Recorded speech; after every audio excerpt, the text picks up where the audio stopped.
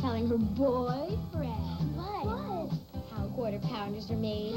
How? They're fried.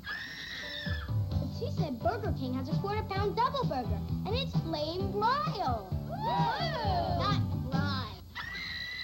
Burger King presents Flame Broiled Doubles, the double hamburger, double cheeseburger, and bacon double cheeseburger. So you never have to eat a fried quarter pounder again. What's wrong with frying? Oh, Take a seat on Santa's sleigh and journey to a time when Christmas wasn't very merry. I hate toys. Toys hate me. But a young boy changed all that despite some unusual odds. You disturbed me for the very last time. Join Fred Astaire in the warm-hearted holiday special, Santa Claus is Coming to Town. Santa Claus is Coming to Town, Monday afternoon at 3 here on 13.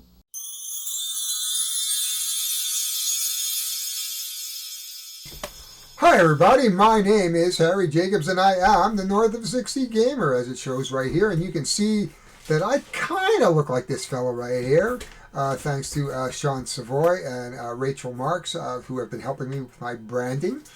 But today we are here for the 12 games of Christmas. No, these are not Christmas themed games.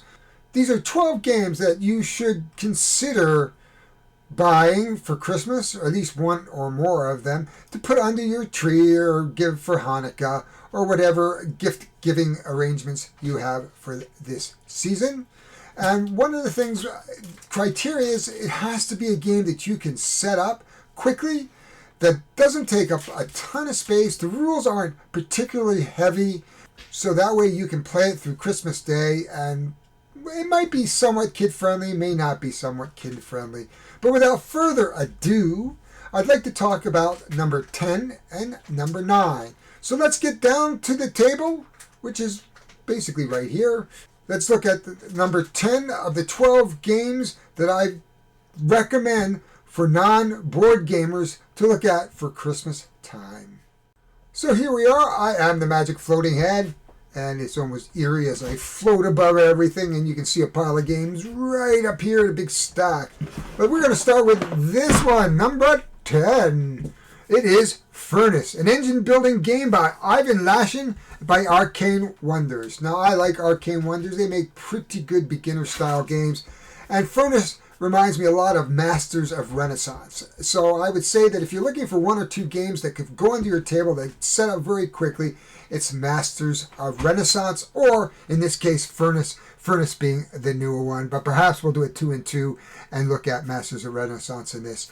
Basically, what you're doing over 4 rounds is you're drafting cards and building out your empire. This takes place more or less in the age of industrialization. So we're talking about in Victorian England in the 1830s, 1860s, when steam and all that good stuff was coming about. So this game is simply a card-playing game. It has an interesting bidding mechanic in which you will each bid on the 6, 7, or 8 cards, depending on your player count, 2, 3, 4. And then you will either take, as compensation for not getting the card, some resources, or you will get the card. And it's an interesting mechanic, and I am going to do a playthrough very, very soon on this one. But it's an interesting game, and I think it's well worth investing in, and there's really not much to it. We'll take a quick peek inside the box, but I don't want to give it totally away on what's going on in there, but there it is.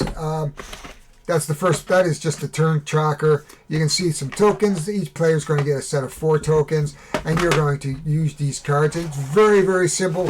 You're going to build a quick engine, and the person with the most money at the end of that 4 turns is basically the winner.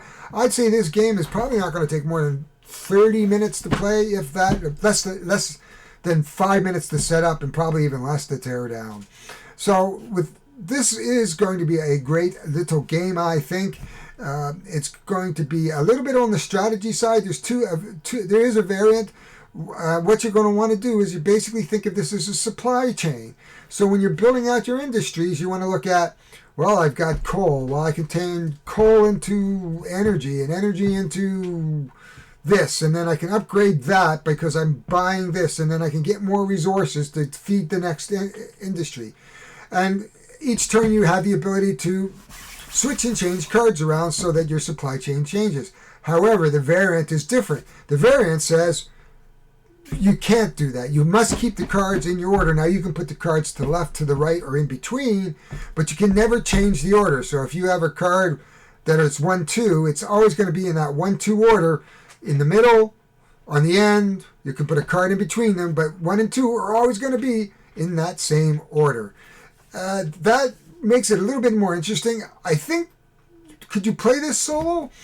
There is a third player. When you play 2 players, you do play with a third player variant where the dice and you just place the bidding onto the different cards in hopes that they'll take some cards. You could probably extend that out to 2 player and really just play beat your own score.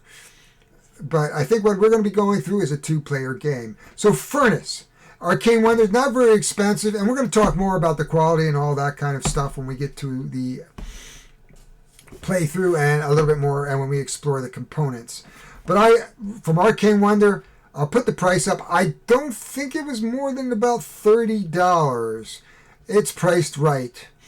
So, considering what's in the box, and we're going to talk more about that in a future session. So let's move on to our number 9 game. In fact, it's a series of games, though it's one group of games. So let's move on. So moving on to number 9, Dungeons and Dragons, Castle Ravenloft.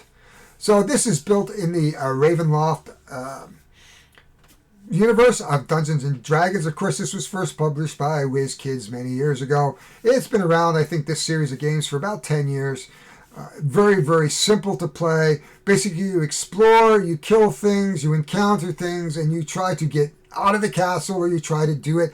They come with about 15 scenarios, and it's a whole group of games. Now, I did feature this a couple months ago when I did a playthrough on the first scenario. It is a lot of fun. You can play with young kids. You can see 12 and up, but I think you could even play 10-year-olds with this. It's for 1 to 5 players, so perfect for that Christmas morning. Get your teens around the table. It is a Dungeons and Dragons light. Basically, what you're going to do is explore tiles, put them down, and you're going to probably going to encounter something. It could be a trap. It could be a monster. It comes with a ton of minis. So if you want to teach your kid how to paint minis, this game has a ton of them. I'm not quite sure how many, and we'll just open it. We're going to pop open the box really, really quickly. The rules. Oh, and we've lost some of our cards. Now, these are not sleeved. I usually sleeve cards, but I got this actually used. And we'll just put these up here for now. And you can see the kick-ass Dragon. Look at that. That is a wonderful mini. We've got some counters here. We have a bunch of counters in the box here. But basically here is your starting, looks like your start tile. And you'll go end to end with your start tiles. And then here are some monsters, the bigger monsters. I don't even know what's all in the box here anymore. It's been a while. Oh, there they are. There's the bigger monsters down there.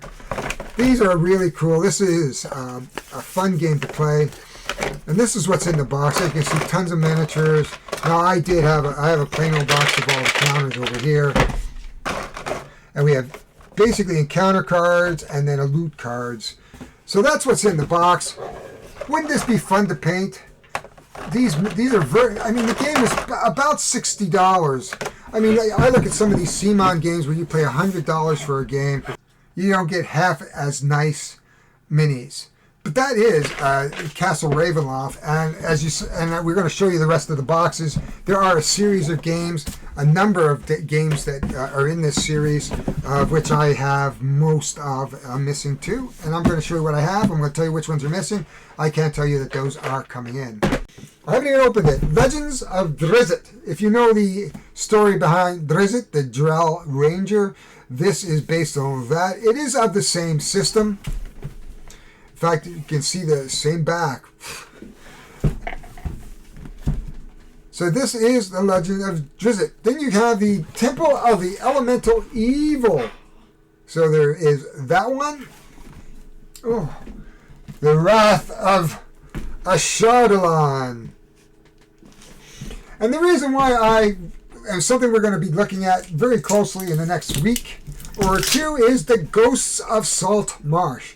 They are still supporting this. This is a rather new expansion that just came out. So we're going to do an unboxing. I think we're going to mix it up. It is expansions for this particular game.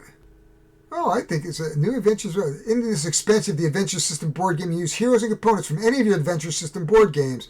Salt Marsh is a port village looking to expand its importance in the kingdom of Keeland. Old enemies fight for control, unaware of new enemies about to rear its ugly head. New adventures along with new map tiles, monsters, traps, and spells await for your brave adventurers. So this looks interesting because, yeah, I'm looking forward to this. And you can see, so the two games that are missing in this series are the Tomb of Annihilation and the Dungeon of the Mad Wizard, I believe. And I do have them actually coming. That is number 9. Any of these games are very, very easy to play. Castle Ravenloft sets up very, very quickly. All these games do. Basically, you will follow the scenario, pull out the number of tiles that you're looking for, shuffle them up, put the starting tile down, put your heroes down, draw your first tile, draw cards, and away you go until you either die horribly in a dungeon or succeed in the game. But that is it for me. This is a quick roundup. I don't want to spend more than a few minutes talking about the game, but that is WizKids Dungeons and Dragons. And of course, Dungeons and Dragons is owned by Magic of the Coast, which is owned by Hasbro, I believe. So you can get these games readily available for the most part. Tomb of Annihilation, not so much. I had to look for it. And same with Temple of the Mad Wizard, or the Dungeon of the Mad Wizard. That is it. These are Christmas games. Put them under your tree. Your kids will love you. Your wife will love you. Your husband will love you. Your partner will love you. Your dog, your cat. Everybody will love you. That is it for me.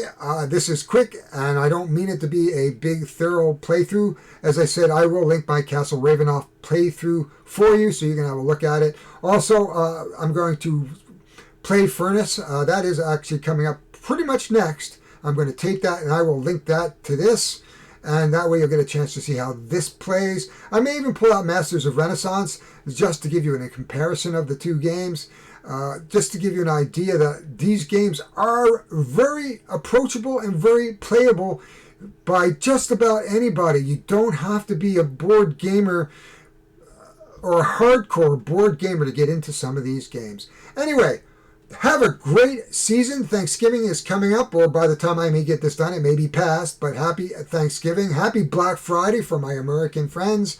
And we shall see you on other videos. If you like what you see, please subscribe, hit the like button, hit the bell for notifications. The only reason I ask is that is how I should feel appreciated, by you showing me a little bit of love by subscribing, or at least the very least giving me a thumbs up. I work hard at these videos to bring them to you, and I ask for nothing other than just to hit the subscribe button. It's very easy. It is right there in YouTube. Subscribe, click, and we can become friends. If you have any comments, put them below. If you want to check me out and find me somewhere, I am on Board Game Revolution, Solo Board Gamers, Board Games for One, Everything Board Games, and a bunch of other board game groups that I am readily available and approachable. I don't bite because Halloween's over and I took my fangs out. So without further ado, let's get out of here and get gaming.